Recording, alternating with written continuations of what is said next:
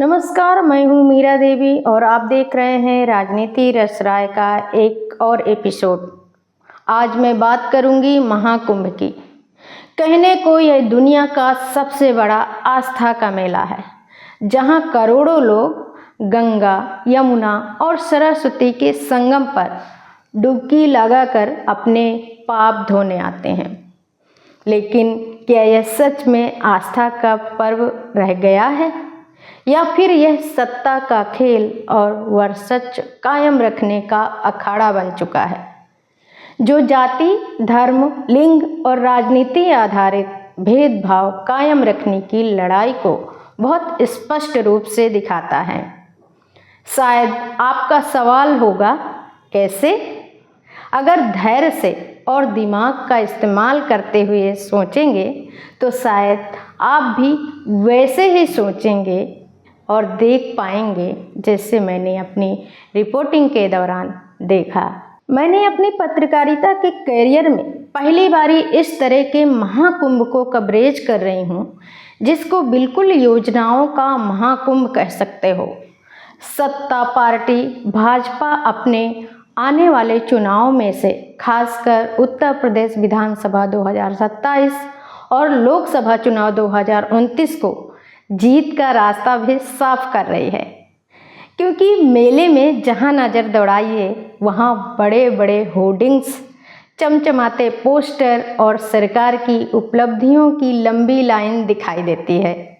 हर जगह प्रधानमंत्री नरेंद्र मोदी और मुख्यमंत्री योगी आदित्यनाथ की तस्वीरें हैं, जो यह जताने की कोशिश कर रहे हैं कि ये मेला उनके विकास और योजनाओं का परिणाम है। कई पोस्टरों में योजनाओं के आंकड़े लिखे गए, जैसे 1 करोड़ बुजुर्गों को पेंशन, 5 करोड़ महिलाओं को उज्ज्वला योजना का लाभ और किसानों की आय 2 गुनी।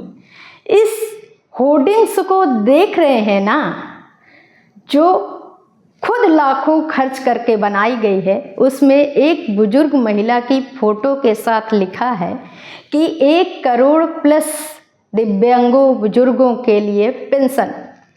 इसी मेला में अपनी रोजी रोटी का जुगाड़ करने आए एक दिव्यांग बताते हैं कि उनको इस योजना का लाभ नहीं मिलता, और ना ही उनके कई साथियों को, जिन्होंने इस योजना को पाने के लिए बहुत मशक्कत की, विभागों के चक्कर काटे, ऑनलाइन में पैसा खर्च किया, लेकिन फिर भी उनको इस योजना का लाभ नहीं मिला तो नहीं मिला।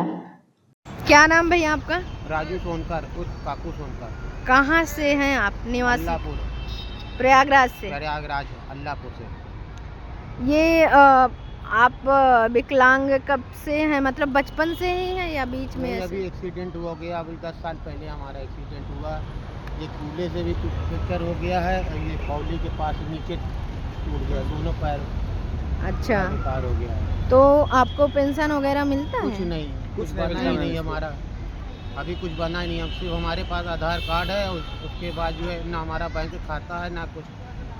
आपको पता है कि नहीं पेंशन मिलती है विकलांगों को? हमको तो नहीं पता, पता ही नहीं है हमको इस बारे में हम किसी को पता ही नहीं करें। खैर, पोस्टर वाली योजनाओं और जमीनी हकीकत वाली योजनाओं में उतना ही दूरी है और परेशानी भी है जितनी कि प्रयागराज महाकुंभ में मिलने वाली व्यवस्था को पाने में है। आइए अब बात करते हैं महाकुंभ में मिलने वाली सुविधाओं की। अगर आप वीआईपी हैं तो आपके लिए यहाँ पर हर सुविधा मौजूद है। शाही तंबू, गर्म पानी, बिजली और संगम तक सीधा पहुँचने का रास्ता।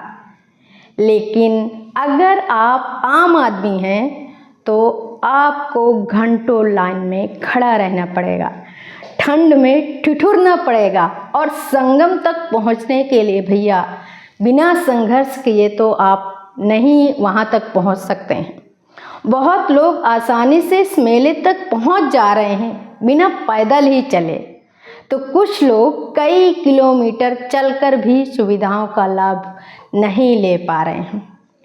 जिस तरह से कुछ लोग डिजिटल महाकुंभ का आनंद ले रहे हैं, तो कुछ लोग उस महाकुंभ में अपनों से बिछड़ जा रहे हैं। कुछ लोग संगम की जगह पर डुबकी लगा पा रहे हैं तो कुछ लोगों को गंगा यमुना तट पर संगम लिखा पोस्टर लगाकर डुबकी लगवाया जा रहा है।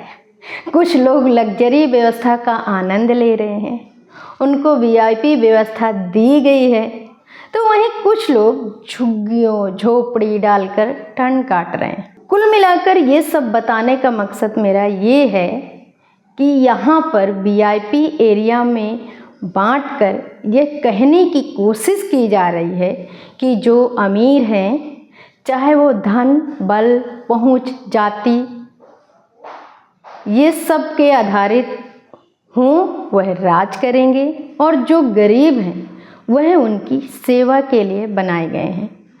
मुझे इस दौरान सफाई कर्मियों, मजदूरों और छोटा रोजगार करने वाले की स्थिति सबसे ज़्यादा दयनीय दिखी। जैसे कि उनको अमीर लोगों के भोजन की व्यवस्था करने और उनकी गंदगी साफ करने के लिए बुलाया गया हो, यह कहकर कि आप कमाई कर पाएंगे, आपको रोजगार मिल पाएगा। इस महाकुंभ में सबसे ज़्यादा तकलीफ देने वाली बात यह थी कि किसान और मजदूर जो इस देश की रीढ़ है, उनकी कोई चर्चा नहीं है। सफाई कर्मी, मजदूर और छोटे दुकानदार जो इस मेले का असली बोझ उठा रहे हैं, उनकी हालत और भी दयनीय है। बहुत लोगों के बीच इस भेदभाव पर खुलकर बात हो रही है, लेकिन क्या फ़र्क पड़ता है। जिन ट्रैक्टरों में बाबाओं की झांकियों का जत्था निकाला जा रहा है, उन ट्रैक्टरों की ट्राली में लिखे स्लोगन जय जवान जय किसान किसानों की स्थिति को दर्शा रही थी, जवानों की स्थिति को दर्शा रही थी। किसान जो साहूकार और बैंक के कर्ज तले दबकर लगातार आत्महत्या कर रहा है। ऐसे लग रहा था कि मानो किसान की छाती में चढ़कर ये बाबा और सरकार उनको चिढ़ा रही है।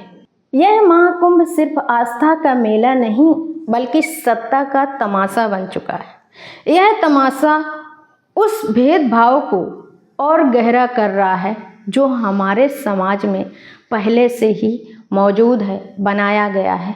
पोस्टरों में चमकती योजनाएं, वीआईपी और आम आदमी के बीच की खाई, बाबाओं का नंगा नाच, किसानों और मजदूरों की उपेक्षा और नदियों का बढ़ता प्रदूषण, यह सब हमारे सामने सवाल खड़े करता है।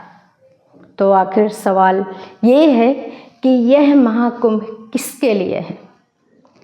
आम आदमी के लिए जिसकी आस्था इस मेले को जीवित रखती है, या उन अमीरों और नेताओं के लिए जो इसे अपनी सत्ता और भव्यता का प्रतीक बनाना चाहते हैं?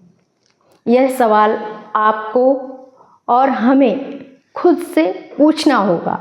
आज के लिए बस इतना ही। अगली बारी मैं फिर आऊँगी एक नए मुद्दे के साथ। तब तक के लिए नमस्कार। खबर लहरिया, आपकी खबर आपकी भाषा।